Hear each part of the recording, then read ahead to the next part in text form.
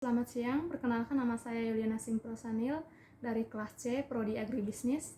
Nah, di sini saya akan mempresentasikan hasil presentasi dari kelompok kami yang berjudul tentang pemahaman direct request.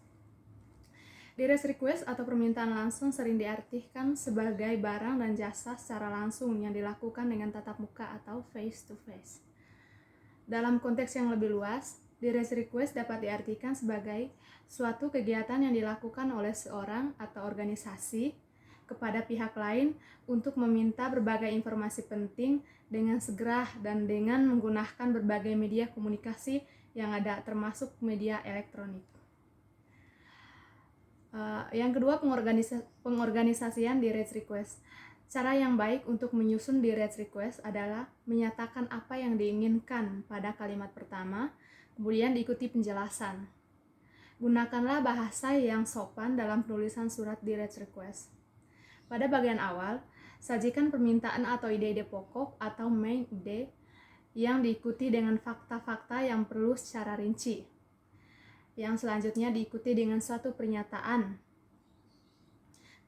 keramahan dan tindakan yang diinginkan.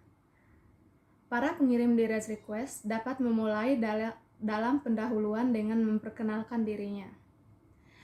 Bagian pertengahan surat direct request biasanya menjelaskan tentang permintaan yang sebenarnya. Misalnya, saya ingin memesan beberapa contoh buku referensi yang Anda tawarkan pada bulan Januari 2005 yang lalu. Pada bagian terakhir, nyatakan dengan jelas tindakan apa yang diinginkan, misalnya di mana audiens dapat mencari informasi atau produk, batas waktu, dan sebagainya. Kemudian akhirnya dengan surat pernyataan yang ramah yang mengingatkan audiens akan pentingnya permintaan tersebut. Yang ketiga, perorganisasian direct request mencakup 1. Pembukaan. Aturan umum untuk bagian pertama dari surat direct request adalah menulis yang tidak sekedar dipahami, tetapi juga untuk menghindari kesalahpahaman. Yang kedua, penjelasan rinci. Agar penjelasan terhadap hasil perkembangan kata-kata membuka lebih lancar, kita perlu membuat kalimat pertama di bagian pertengahan surat yang kita buat dengan berorientasi pada berbagai manfaat bagi pembaca. Yang ketiga, penutup. Bagian penutup surat sebaiknya diisi dengan suatu permintaan, beberapa tanggapan khusus, lengkap dengan batas waktunya, dan ekspektasi terhadap apresiasi atau pemberian goodwill.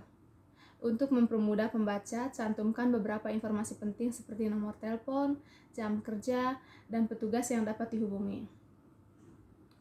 Yang keempat, permintaan informasi rutin. Dalam membuat surat permintaan informasi rutin perlu diperhatikan 3 pertanyaan berikut ini. 1. Apa yang ingin diketahui? Yang kedua, mengapa hal tersebut perlu diketahui? Yang ketiga, mengapa hal ini dapat membantu? Permintaan di dalam organisasi. Beberapa pesan permintaan dapat dibuat lebih permanen dalam bentuk tertulis seperti memo. Memo dalam bentuk tertulis dapat lebih mempersingkat waktu dan membantu audiens mengetahui secara tepat apa yang diinginkan. Permintaan keluar organisasi. Pengirim surat keluar organisasi atau perusahaan untuk memperoleh berbagai informasi penting seperti informasi produk baru, katalog buku-buku terbaru, keinginan untuk menjalani kerjasama bisnis, keinginan untuk berlangganan koran, tabloid, majalah, dan lain-lainnya. Sekian saja presentasi dari saya. Terima kasih atas waktu yang diberikan.